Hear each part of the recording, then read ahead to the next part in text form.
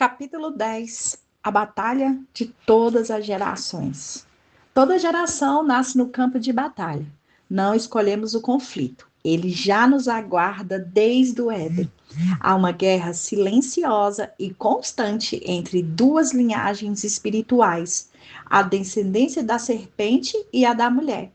Essa batalha é invisível, mas ela molda culturas, define legados, separa filhos de pais. O nosso desafio é restaurar as pontes entre as gerações para que aqueles que nascerem não sejam reféns das feridas dos seus pais, pois o que não é curado em uma geração é amplificado na próxima.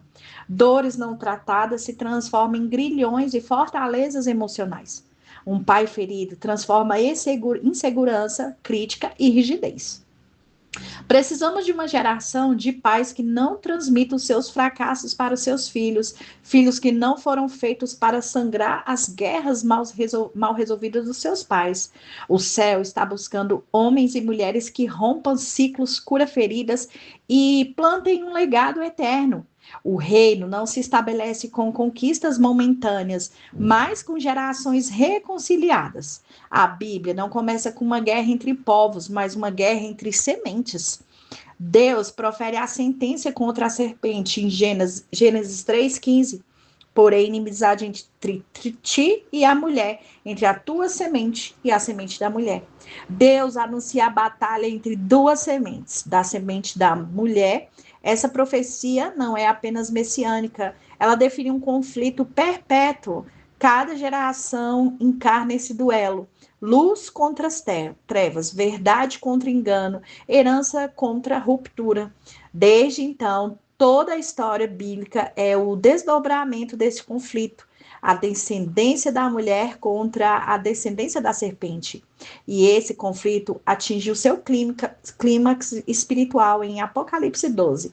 Ali vemos uma mulher prestes a dar à luz e um dragão que se posiciona para devorar o filho assim que este nascer. O filho simboliza Cristo, mas também representa todos que guardam o testemunho de Jesus. Apocalipse 12, 17, irou-se o dragão contra a mulher e foi pelejar com o restante da sua descendência, os que guardam os mandamentos de Deus e têm o testemunho de Jesus, e se pôs em pé sobre a areia do mar. A mulher, a figura de Israel e da igreja, é perseguida por carregar a geração de promessa. O dragão persegue a descendência profética, os filhos espirituais, os herdeiros do propósito. E a sua estratégia é sempre a mesma: interromper a continuidade. A serpente está em guerra contra a semente da mulher, e é um espírito que se levanta contra a geração nascente, que leva consigo o propósito de Deus em formação. A descendência que carrega o testemunho. Torna-se então inevitável a associação do dragão contra Amaleque. Dragão e Amaleque. O dragão e Amaleque, a guerra contra a descendência dos justos. Êxodo 17:16 diz: porque o Senhor jurou que haverá guerra do Senhor contra Amaleque de geração em geração. Amaleque é um espírito que atua dentro das famílias, das igrejas, das culturas, quebrando a aliança entre pais e filhos, contaminando vocações, sabotando heranças. A sua missão é impedir que o bastão de uma geração seja passado adiante para a próxima. Amaleque, o dragão, trabalha contra o fluxo da honra e do legado. O inferno luta pela ruptura. Deus quer restaurar a conexão. O céu clama por reconciliação. Este é o tempo de discernir essa guerra invisível e se posicionar como pais espirituais que cura em vez de ferir, como filhos que herdam em vez de se rebelar, como uma geração que não repete o trauma, mas resgata a promessa. O alvo de Amaleque é sempre a vulnerabilidade da transição geracional. O espírito amalequita ataca a continuidade, enquanto a resposta de Deus é a reconciliação geracional. Amaleque trabalha para interromper o que Deus iniciou. Ele é um sabotador geracional que tenta impedir a transferência do legado espiritual. Se levanta sempre que há uma tentativa de sucessão continuidade ou reconciliação entre pais e filhos. O seu alvo não é apenas destruir pessoas, mas romper linhagens espirituais. Veja a história de Absalão. A sua rebelião é o grito dos filhos feridos que se tornam inimigos dos próprios pais. O seu fracasso ensina a toda geração que não perdoa seu pai, repete os seus erros. Quando Elias foi levado, Eliseu clamou: Meu pai, meu pai. Eliseu ensina que a verdadeira sucessão começa com a honra e não com a ambição. O legado começa com um clamor certo, honra antes da herança. O clamor de Eliseu é o oposto de Absalão. É o som de quem quer o legado, mas também quer a bênção de não repetir os fracassos da geração anterior.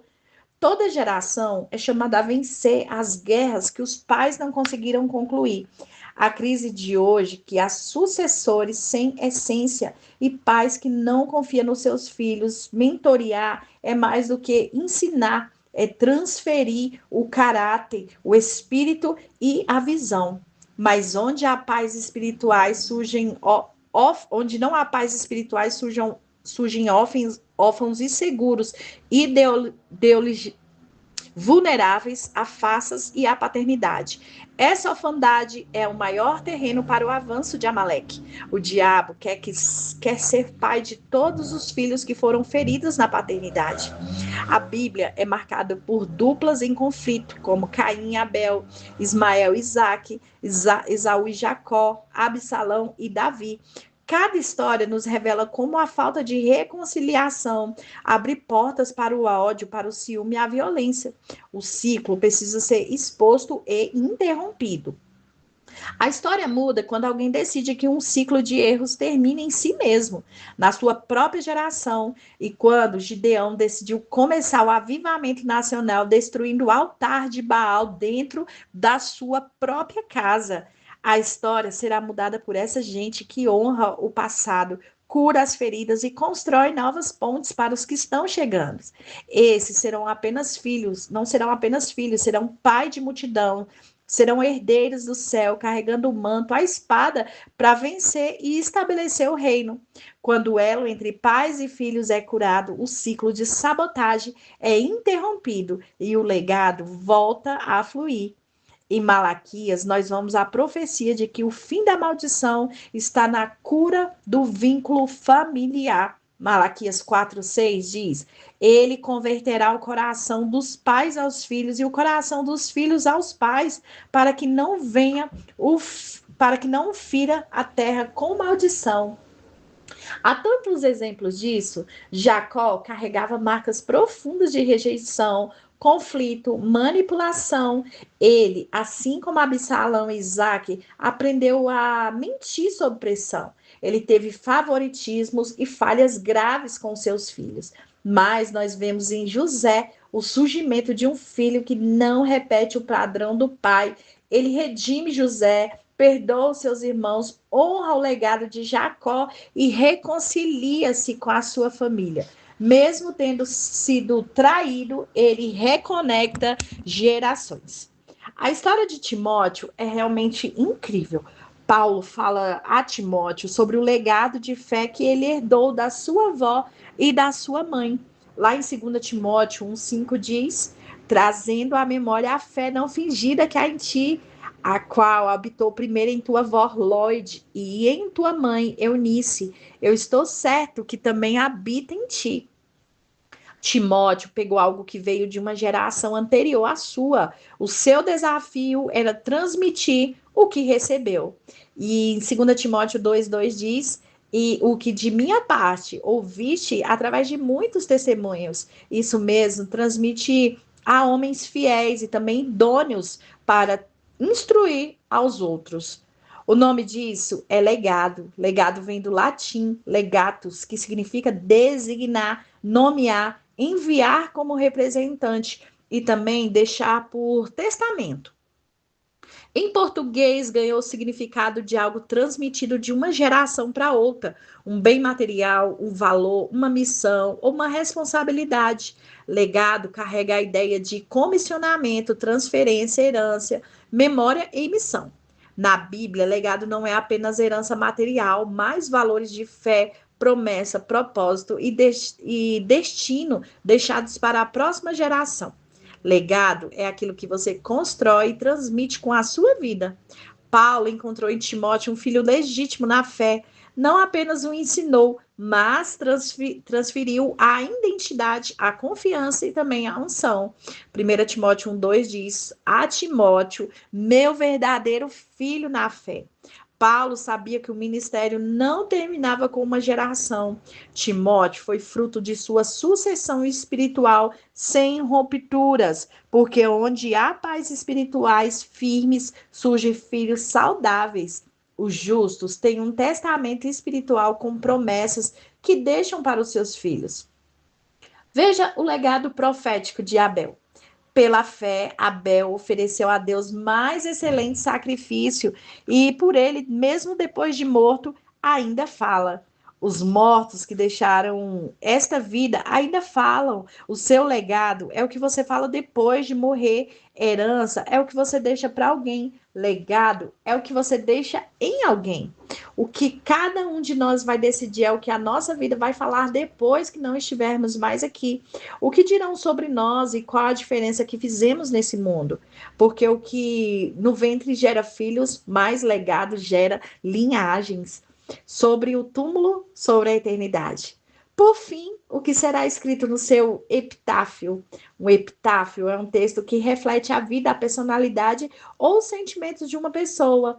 Essa palavra vem do grego antigo epitáfios, que significa sobre o túmulo, um oratório fúnebre.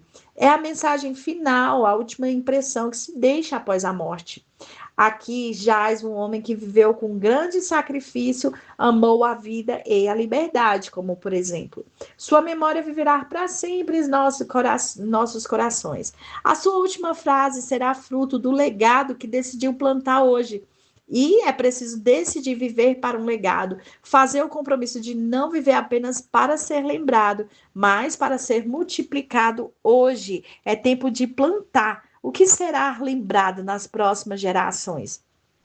Aqui tem duas perguntas para você refletir, e a primeira é: se hoje fosse o seu último dia, o que continuaria vivo sem você? Número 2, a sua história seria esquecida, repetida ou continuada? A minha oração é para que Deus levante uma geração que continue o que você começou. Legado não é sobre deixar um nome, mas sobre transmitir um testemunho. Portanto, lembre-se de deixar Deus no seu nome, porque legado não é fama, é fé que atravessa gerações. O nosso desafio é restaurar a ponte entre as gerações, para que aqueles que nascerem não sejam refém das feridas dos seus pais, pois quem não é curado em uma geração é amplificado na próxima.